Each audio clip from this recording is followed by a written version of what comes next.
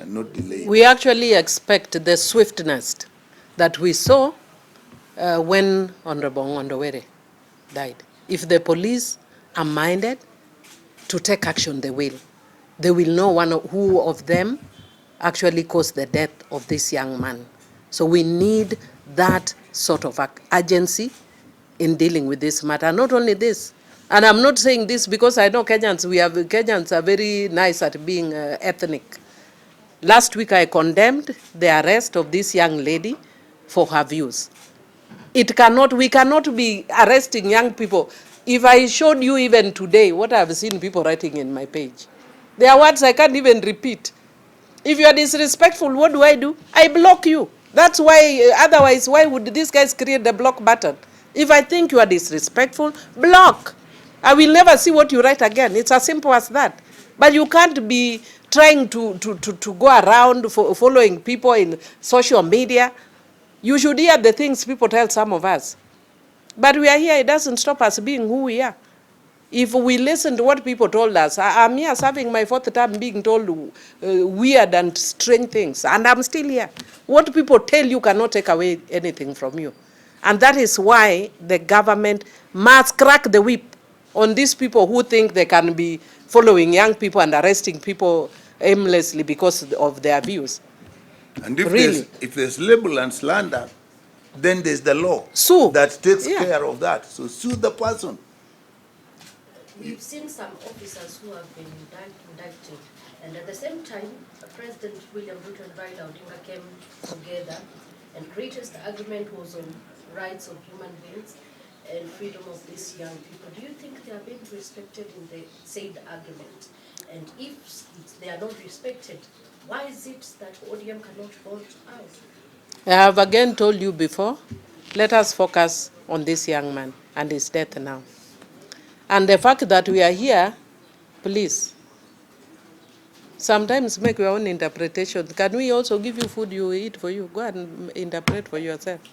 We don't have to tell you everything, okay, my dear. Can you please answer this? What comes to your mind when police officers tell you that this person, they say that Albert was in a cell, alone?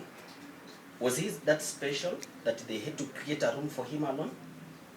You know, very recently, I mean not recently, I think 2 days ago, yesterday I was out of social media. Actually, that's why I didn't even know about this. I think on Saturday, I shared something that happened in Homa Bay once upon a time when I was a little girl, that there are people who are running from hyena. Then they went into town and saw the police and ran back to the hyena. That was when I was growing up. We do not want a situation where we are running back to hyenas. Not in Kenya. Kenya has come a long, long, long way to be forced to run back to hyenas. So we do not want a situation where it's either or. No. The country has spent a lot of money on police reforms. That's why we no longer a police, a police force. It is a police service. And as a police service, you can't be a service that is killing people or that is attacking people. And when you give ridiculous theories like that, which planet did we come from? A planet where people are idiots. Where you tell us that somebody went and put himself in a cell and then died. Honestly, first, why are you arresting somebody so that we have to answer these questions? Why are you arresting a young man for views? I wish you could arrest somebody that they stole or that they were highway robbers or something more serious.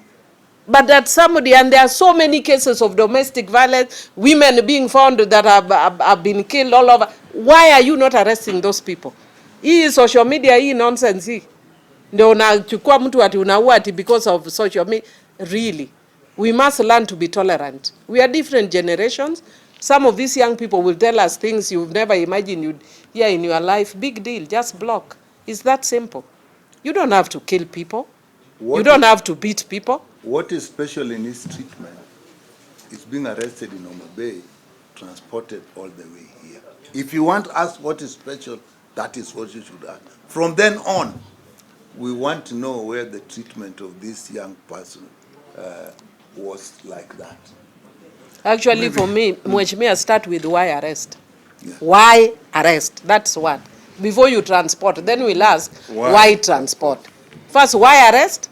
Why transport? Why beat?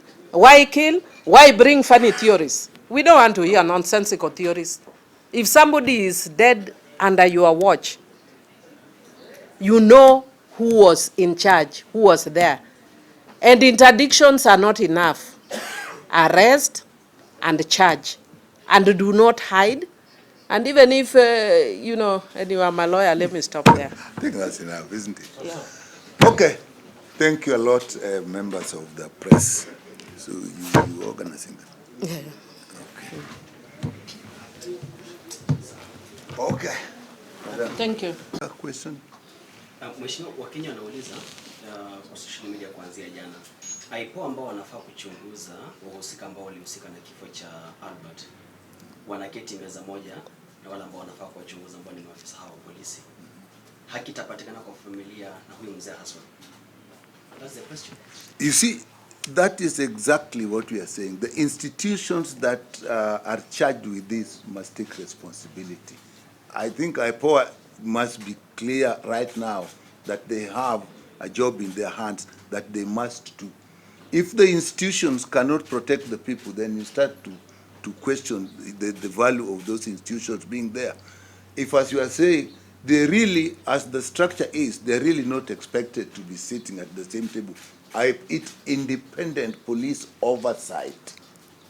It cannot be sitting together with the police service. So this is their job, and we really expect that they'll be active with this, they'll take part. The investigative arm probably will say it's part of the service. But even, let me tell you of one, she's a lawyer and she'll tell with you. Even officers cannot take actions on orders if the orders themselves are illegal. Nobody expected to take illegal orders. So while we are looking for the person who gave the instructions, the people themselves who handled it must also take responsibility on how you handle people.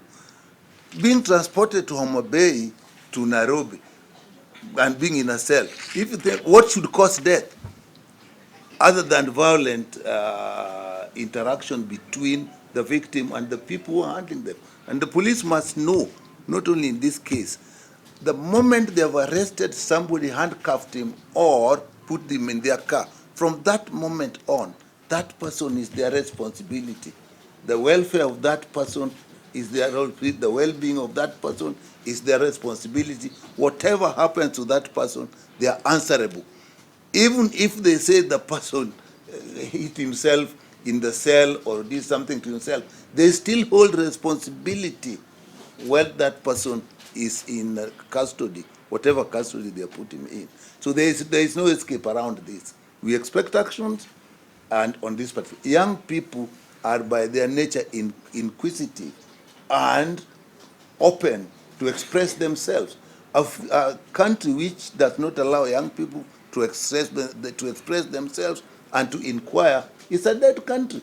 If we say that any young person expressing a different opinion, inquiring on an issue, must be dealt with like that, we have no future for the country. So on this one, we expect serious action, legal, administrative, and it should also be fast. I know, and I can speak authoritatively because the president has told me in person that he does not stand this. If he does not, then let him crack the whip on the people who are doing this. If he doesn't tolerate this, let him crack the whip. We cannot bury people. And you know the saddest thing is when you bury a young person, the person you are punishing is not the young person. You are punishing that old mzee who was crying over his only child. What did that mzee do to you? We cannot have this. We have buried too many young people to bury one more young person. It's not going to happen, no. Hiyo tumekata. Thank you. Okay. And maybe, yeah. This is a question. I wanted to know, you're saying you should crack the whip. Is there a timeline you expect the actions to be seen? And then the second question, some of your members, specifically which is said that these young men are rogue and all that. I don't know in terms of the social media and the attack. I don't know your views about it. She said today about this death. She has been saying. Let me talk about this death for today. I think let's not mix issues. And the reason why I want to tell you that is because we must also be sensitive when somebody has lost a loved one. Let's not mix issues. The family of Albert is mourning, they have lost their son. Let us be human. Let us empathize. I know what it feels. The whole of yesterday, I was actually I would have been outrageous, but even from yesterday. I was in hospital with a family member who was on life support, and we were surrounded seeing this person die of natural causes. And I could see what the family is going through. He passed on today. Now imagine your son who is not dying because of natural causes. And you wake up in the morning and you are told that your son has died. Why? Because some idiot cannot stand an alternative view. For me, it's not even about the fact that he has died. Who gave the order for that young man to be brought to be arrested? For what? If you can't stand somebody, block.